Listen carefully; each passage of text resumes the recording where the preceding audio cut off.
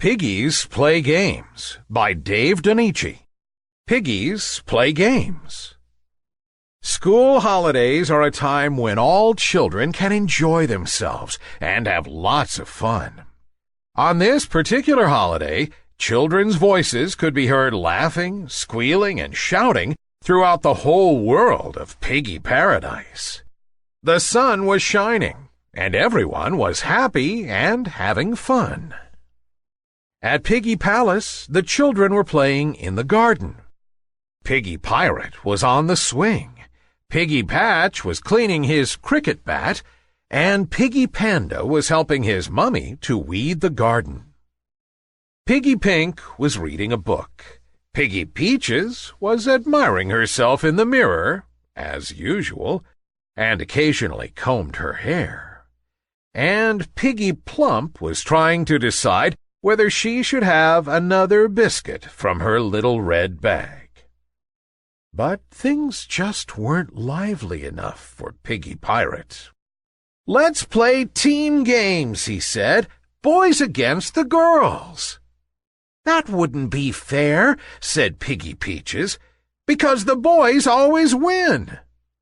Piggy Plump did not agree and said that she would be quite willing to play any game against the boys. Piggy Pink said that she wasn't very good at games, but would be happy to join in. Piggy Patch thought that the boys could beat the girls at almost any outdoor game, and suggested they played cricket. The girls thought this would be quite unfair, because they knew how good Piggy Patch was at his favorite game. "No," said Piggy Plump, "we don't want to play cricket, but we will play you at football." The boys agreed, as they thought they would win quite easily. They put a goal at each end of the garden and placed the ball in the middle of the pitch. Piggy Panda was the goalkeeper for the boys' team, and Piggy Plump was in goal for the girls. Piggy Princess blew on a small whistle, and the game began. Piggy Pirate passed the ball to Piggy Patch, who dribbled around Piggy Peaches. This he found rather easy, because Piggy Peaches was admiring herself in the mirror again. He then pushed the ball through Piggy Pink's legs and took a shot at goal. The ball hit Piggy Plump and then rebounded halfway up the pitch towards Piggy Pink. Piggy Pink shoveled the ball forward to Piggy Peaches, who then pushed it with her mirror towards Piggy Panda in goal. Piggy Panda was able to save quite easily. Although the boys had lots of shots at goal, they just could not get the ball past Piggy Plump, who managed to get her body in the way every time. When Piggy Princess blew the whistle for the end of the game, the score was boys 0, girls 0, a draw. Everyone was very hot after their football match, so they were extremely pleased to see that Piggy Princess had made a large jug of lemonade and had set this out with cups on a small table on the lawn.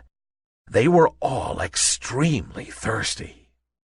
After they had rested for a while, Piggy Pirate thought they might have a tug-of-war contest. He had found a long piece of rope in Piggy Pete's garage and told Piggy Panda to tie one end around his waist. Piggy Plump did the same at the other end of the rope, and the others took up their positions along the rope. When Piggy Princess blew the whistle, they all started to pull as hard as they could.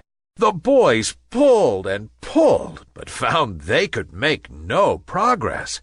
With Piggy Plump at the other end of the rope, all their efforts were in vain. Piggy Plump then told her team to pull as hard as they could, and asked Piggy Peaches if she would mind putting her comb and mirror down for just a moment.